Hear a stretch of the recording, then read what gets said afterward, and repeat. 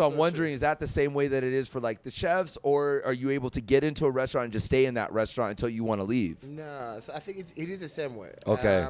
End of the day, becoming a chef, it comes with experience. Right. So, I was a classic French trained chef. Like I'm French, and my cuisine is French. Okay. Me handing up with the Asian is due to the fact I left the French, I start jumping into the Asian cuisine.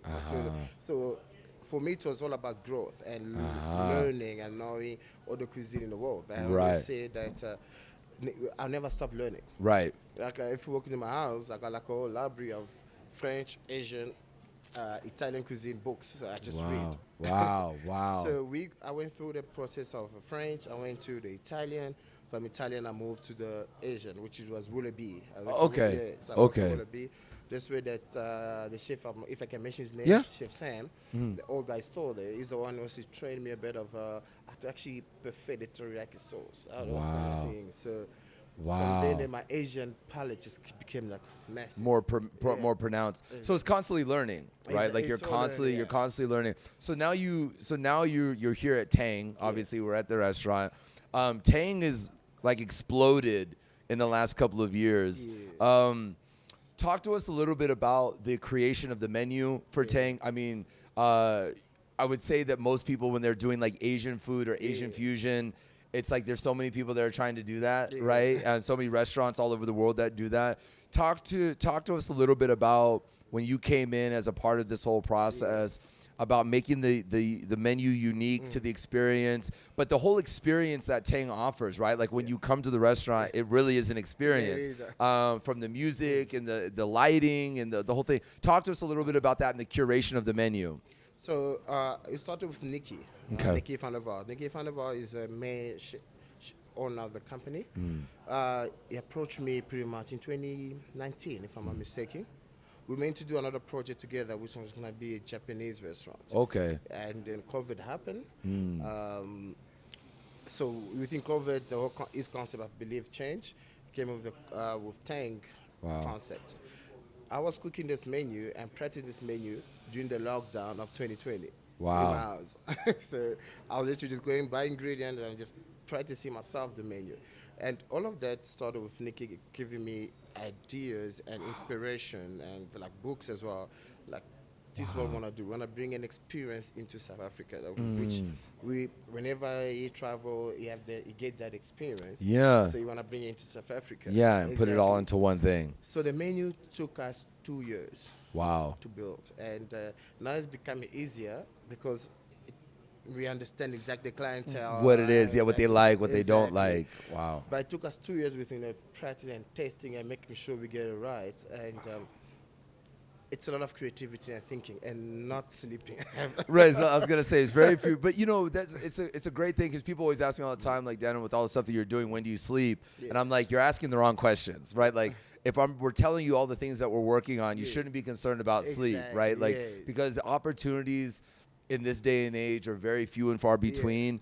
You have to create your own luck because by creating your own opportunities. And one of the things I really love about this conversation specifically are some of these key things that I really focus on. We didn't talk beforehand. I didn't tell him. I'm here all the time. I'll be here tonight, actually. But I was here just like a week ago, and I was like, hey, we want to do this podcast. We talk about this.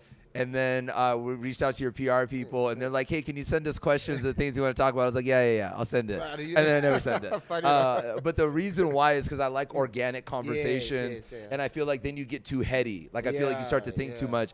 But you said something that was so key about even when you weren't in the restaurant, you were buying ingredients, and you were going home, and you were practicing and experimenting with ingredients so that you kind of had a better kind of understanding about flavors and opportunities and what works and what doesn't work. And so much of this is about, when you're doing television or film, you see an actor or anything like that, that's like 10% of the project is what you're actually seeing. Exactly, 90% of it is what is happening beforehand and what's happening behind the camera, right? Like, people will see this podcast, but what they didn't see was like the crew has to show up at 9 o'clock and they have to set up the cameras and lighting and there's and I just come in and I sit down and I talk, right? And then all this happens, right? But so talk a little bit about like, where did that preparation start to come from? Like, you know, was there people that you saw that you admired growing up that you're like, hey, I always see them constantly refining, never getting comfortable? Who were those people for you? I would say Noble. Okay. Noble is my biggest inspiration. Okay. And so when Noble opened at what's it called, One and Only in Cape Town, I think I was one of the first people to eat there. And I went there just for the black card, which is one of my signatures here. Okay. And I went for the black card. Like I always read my book, I got a bunch of Noble's books. Wow. in my study. Wow. A bunch of Noble's books. But anyway, so Noble is my biggest inspiration in terms of the Asian cuisine. Okay. And, so the black card. So I went to taste the black card at Noble. I got to the point where I realized, like, maybe if I had this and that to make that, the special sauce is the miso sauce. Yes. If I make my the miso sauce a little bit different, maybe I will set away from Tang. Not to go with Noble, but I just wanted to make a bit unique for Tang. Yeah. And like I constantly went to Noble, I ate like 4 or 5 times, and that kind of gave me a lot of inspiration. Most my menu ideas actually is Japanese and Cantonese, but I'm more into the Japanese side because of Noble. Okay. So this is what we would call in business R&D, right? Research and development, right? So this is an opportunity where you're researching by going out to the places, right? Some people can make the argument, you two competitors, but it's just research, right? You're trying food, and then so that's part of the research, and then you go home, and then you develop, right? And then you see, like, that's R&D. And that's part of this is part of that whole ecosystem that it's like, I really can't overstate this enough, is like, so much of this is how the business works. Now, talk a little bit about then also, you know, we think of restaurants, all we think about is food, but we very, very rarely, I would say people that come to restaurants, depending on what restaurant you go to, you're thinking about prices.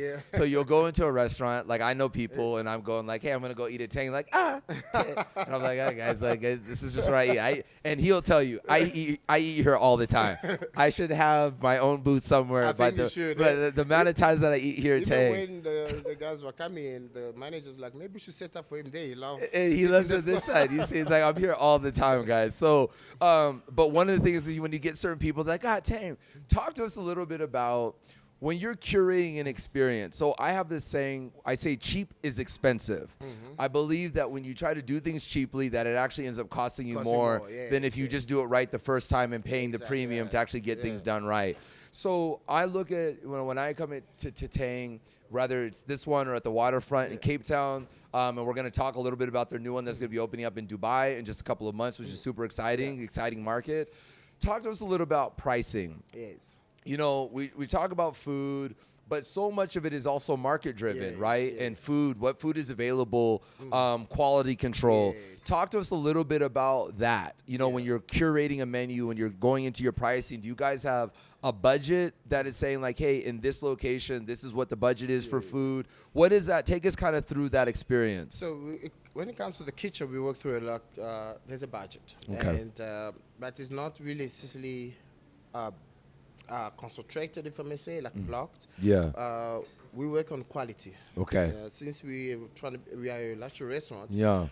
First thing is quality. All my ingredients, let's say I'm buying salmon. My salmon gotta be fresh every time I want it. So, which means the cost of that, it's a little bit higher.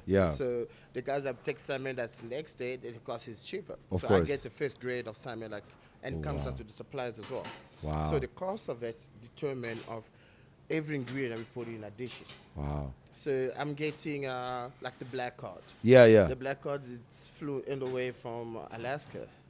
And to get it here, which that's pretty much the cost of it. You're breaking even just getting it here. So every little detail is going into it. From so one dish, if I have to mention quickly, a single dish, it pays the levy, it pays the gas, it pays the product itself, the ingredient itself, it pays the water. And the packaging. And the person that's cooking it, right? All of that. So like 5 items that pay for one dish. In that value chain. In one value chain, Wow. So it's interesting that you're saying that. So there's this documentary, I think it's still on Netflix. It's called Euro Dreams of Sushi. I don't know if you've ever watched it. I never watched it. You should definitely watch it. My recommendation. So it's this man named Euro in, I believe in Japan. I believe he's won 3 Michelin stars. His restaurant's won like 3 Michelin. But one of the things he was talking about is like, I think the restaurant can fit like 12 people. Yeah. It's in some small weird place in a mall, right? Yeah. Somewhere in Japan.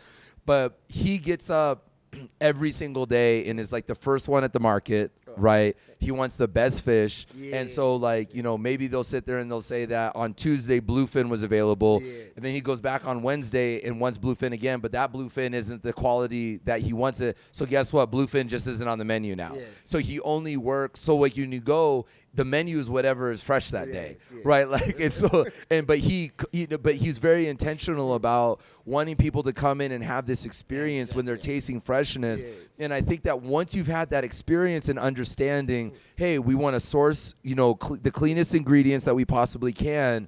You have to pay a premium for that because, exactly. like you said, it's coming from Alaska. Alaska is not close to South Africa. Right? It's on the other side of the world, right? Yeah,